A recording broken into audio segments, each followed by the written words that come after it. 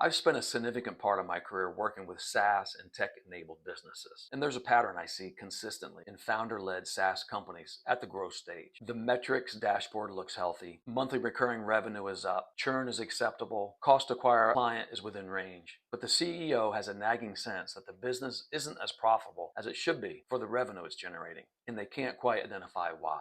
They're wearing too many hats. Usually the answer is somewhere in the gap between the top line metrics and the actual unit economics. Pricing is where I start most SaaS engagements. A lot of SaaS companies set their pricing early, get traction, and never revisit it, especially for the legacy clients. But as the product matures, as the customer base segments, and as costs evolve, the original pricing structure often stops reflecting the value being created. There's almost always room to improve net revenue retention through smarter tier design, better upsell structure, or simply charging more for what the market will clearly bear. Cost to acquire a client and payback period are the next thing I look at closely. Customer acquisition cost is easy to calculate at a surface level, but the number most SaaS companies use isn't fully loaded. When you factor in the true cost of sales, onboarding, and early support, the payback period often looks worse than the dashboard suggests. That has real implications for how aggressively you can grow and how much capital you need to do it. I also look at gross margin by customer segment and by product line because blended gross margin in SaaS can hide a lot. A segment that looks profitable at the revenue line can be margin negative once you account for support costs, infrastructure, and the true cost to serve.